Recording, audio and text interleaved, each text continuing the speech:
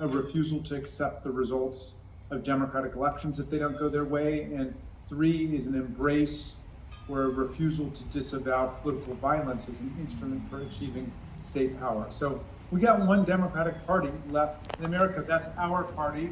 That's who we are, and I'm very proud of who we are and where we come from. We're a party that fought racists and Dixiecrats in our own ranks in order to pass the Voting Rights Act of 1965, and LBJ predicted we would lose the racist white vote for a generation at least, and he was right about that, but we made the right decision about that, and we are the party of the civil rights movement, and the labor movement, and the environmental movement, and the women's movement, and equal rights amendment, and pro-choice, and the climate movement. That's who we are today. And you know, one of my Republican colleagues said, Raskin, the problem with you is you're a liberal. And I said, you're damn right I'm a liberal, because the heart of that word is liberty. And if we're not for liberty, what are we for? And I said, I'm a progressive because I'm fighting for progress every day. And if you're not interested in that, you shouldn't be in government. But I really stuck it to him. I said, today, I'm proud to call myself a conservative. The Constitution, the Bill of Rights, the Voting Rights Act, the Civil Rights Act, the National Labor Relations Act, the Fair Labor Standards Act, the Clean Air Act, the Clean Water Act, Medicare, Medicaid, everything that they want to destroy, their party of nihilists is everything that we want to conserve, in addition to making progress for our people the way we've just done with the inflation in France. And I feel like every American who loves democracy has 2 states. These are her own in Massachusetts.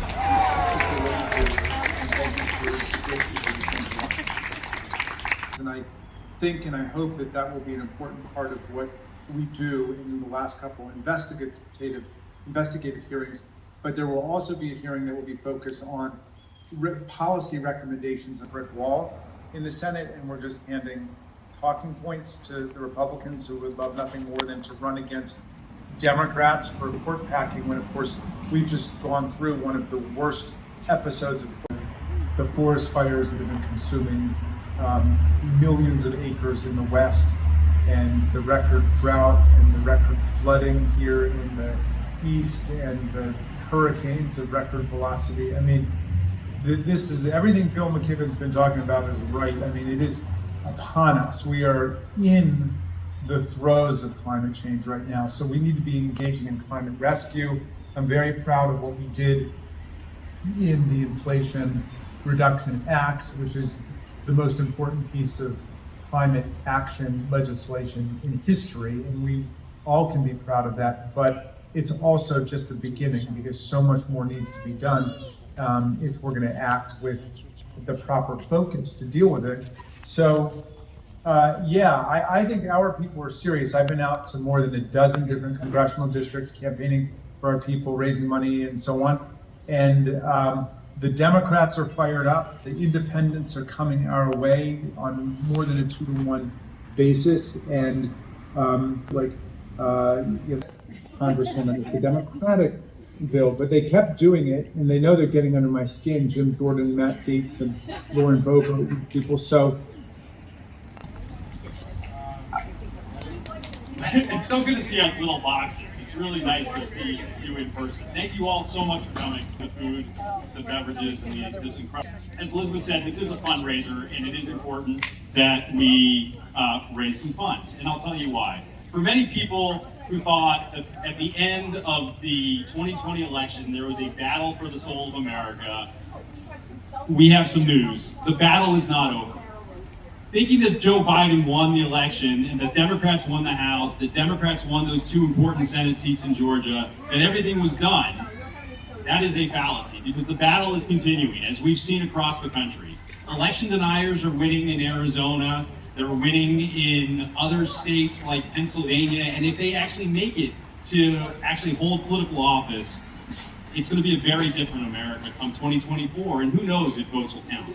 And it's not enough to just say, well, it's okay because we're here in bright blue Massachusetts, and we have people like Elizabeth Warren and Ed Markey and Ayanna Pressley, because we're just one state, and we're part of a great country, and we need to make sure that that country continues to be a democracy. And so we're asking all of you to please join the cause, to give money so that we can help out in those campaigns, and there's going to be a lot of them. as Elizabeth mentioned, I mean, Pennsylvania is a mess. They have a Dr. Oz. Get elected too. That's right. I mean, everybody thinks it's the high-profile races, but really, Secretary of State races are critically important. We see that in Michigan right now. And so we are asking for your help. We're asking you to donate not only to the Cambridge Democratic City Committee, but also to Lisa. Lisa is our treasurer extraordinaire. And so we'd ask you to please help and contribute so that way we can help Democrats not only here in Massachusetts, but also all over the country, and just as close as New Hampshire, Maggie Hassan running again. We want to make sure she gets reelected. Chris Pappas has got to get elected.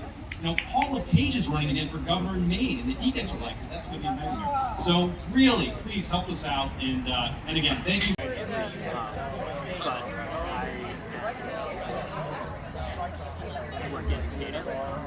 No, yeah, I was going on observation.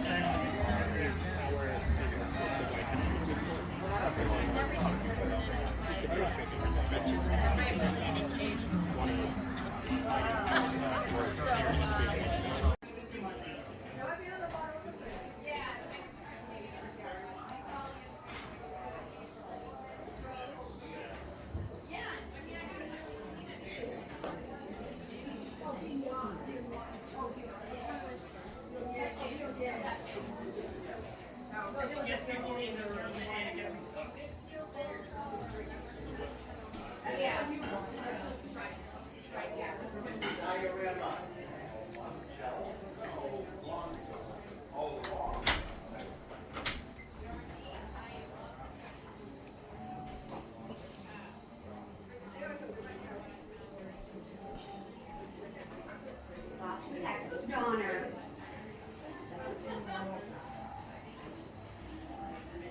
Terrible old Kenzie.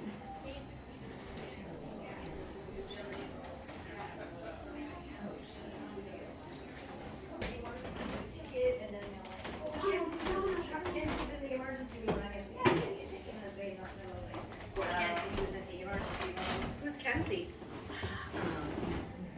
Dana's daughter. Well, Dana's not really either, because Dana had a massive accident a couple weeks ago, so he rear-ended her and like, she's in a lot of pain, she's been in the hospital.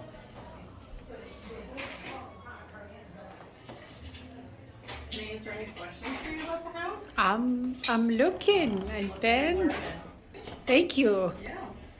Yeah, you please tell me. Well, second oldest in Cambridge. Second house, Second oldest. oldest, okay. Parts of it date to 16. In the same street?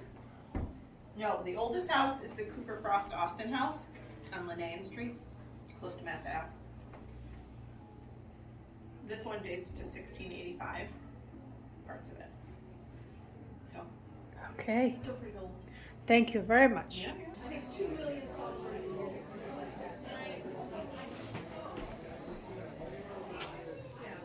Well, that's true, but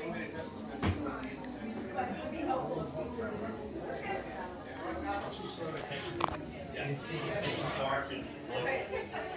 They try, but they can't.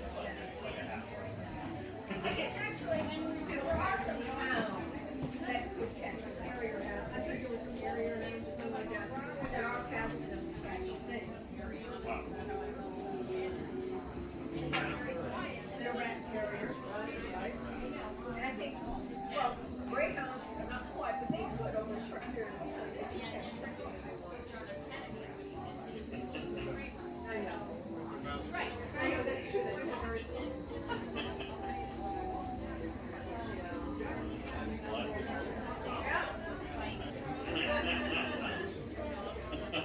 Well, thank you guys.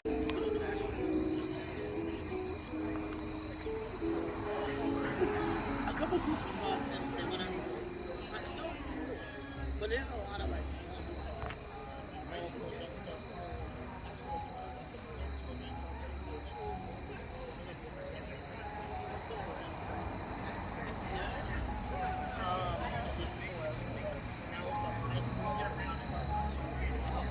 it was good learning experience. You know, sad to see all my friends die. So